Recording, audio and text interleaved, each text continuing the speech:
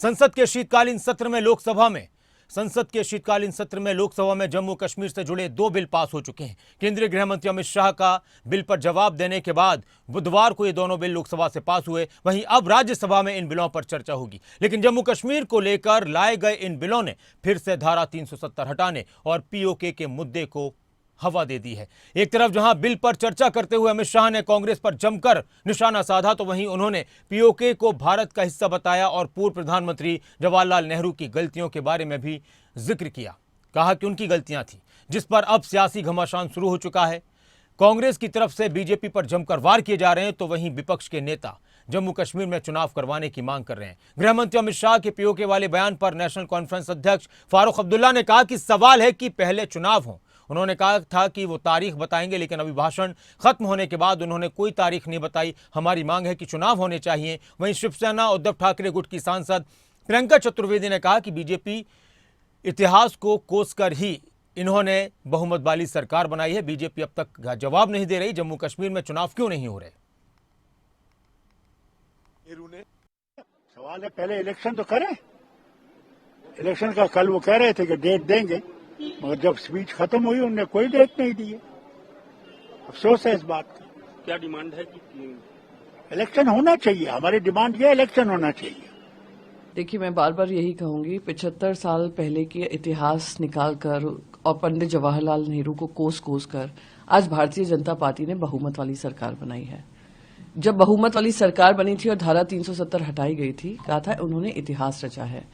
तो इतिहास जो रचने आए हैं वो अब तक ये जवाब नहीं दे पा रहे हैं कि अब तक जम्मू और कश्मीर में चुनाव क्यों नहीं हुए। वो ये जवाब नहीं दे पा रहे हैं कि आतंकी हमले जो खत्म करने का वादा किया था देश की जनता के साथ और लाल लाल आंख पाकिस्तान को दिखाएंगे, उसकी बातें हुई थी, वो आज तक क्यों नहीं हो पाया है। ये नहीं बता पा रहे हैं कि कश्मीरी पंडित भाई बहन जो कह रहे थे कि सब लौट कर आएंगे 370 हटने के बाद, आज तक आप उनको सुरक्षित माहौल नहीं दे पा रहे हैं। मैं खुद जम्मू गई थी जब कश्मीर से सारे कश्मीरी पंडित फिर से उनका पलायन हो रहा था और टारगेटेड किलिंग हो रही थी। आज तक प्रधानमंत्री नरेंद्र मोदी जी हों या अमित शाह जी हों, उन्होंने एक शब्द उनके लिए नहीं कहा। पूरी राजनीति उन पर की।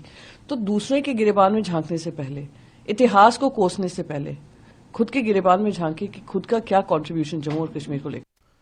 जम्मू कश्मीर को लेकर बिल सदन में पास हुए तो बहस भी पीओके को लेकर छिड़ गई। एक तरफ गृह मंत्री अमित शाह ने कहा कि पीओके भारत का है, तो वहीं कांग्रेस सांसद अधीर रंजन चौधरी ने कहा कि ये कोई छोटा मामला नहीं है, इस पर दिन भर सदन में चर्चा होनी चाहिए। 2019 में जब 370 हटाया गया था, तब अमित शाह ने पीओके सियाचिन को लेकर कहा था कि उसे वापस लाया जाएगा। पीओके को वापस लाने में भाजपा और प्रधानमंत्री, गृह मंत्री, इनको किसने रोका है? अगर हिम्मत है तो आप पीओके छीनकर दिखाइए। आपके आसन के सामने जिम्मेदारी के साथ कहता हूं कि 2 बड़ी गलतियां जो पंडित जवाहरलाल नेहरू के प्रधानमंत्री काल में हुई, उनके लिए गए निर्णयों से हुई। इसके कारण सालों तक कश्मीर ने सहन करना पड़ा। एक सबसे बड़ी गलती, जब हमारी सेना जीत रही थी, पंजाब का एरिया आते ही सीज फायर कर दिया गया और पाक ऑक्यूपाई कश्मीर का जन्म हुआ। अगर सीज फायर 3 दिन लेट होता तो पाक ऑक्यूपाई कश्मीर आज भारत का हिस्सा।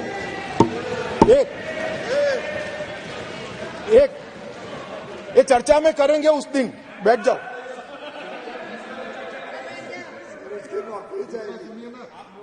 चर्चा है मान्यवर। और दूसरा, मान्यवर अभी तो एक ही कहा है, दूसरा तो सुने। उसका कंट्रोल नहीं था। बैठ जाओ। मेरा जन्म नहीं हुआ था।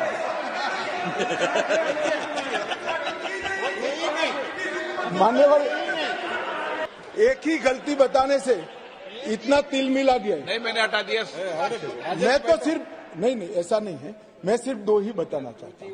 एक, पूरा कश्मीर जीते बगैर सीज फायर कर लिया, और दूसरा, यूएन के अंदर हमारे मसले को ले जाने की बहुत बड़ी गलती की। नंबर 2, मान लीजिए नेहरू ने गलती की, जैसे कि अमित शाह जी ने और सारे बीजेपी पार्टी ने दशकों से शिकायत दर्ज करते रहे। यही है ना बात।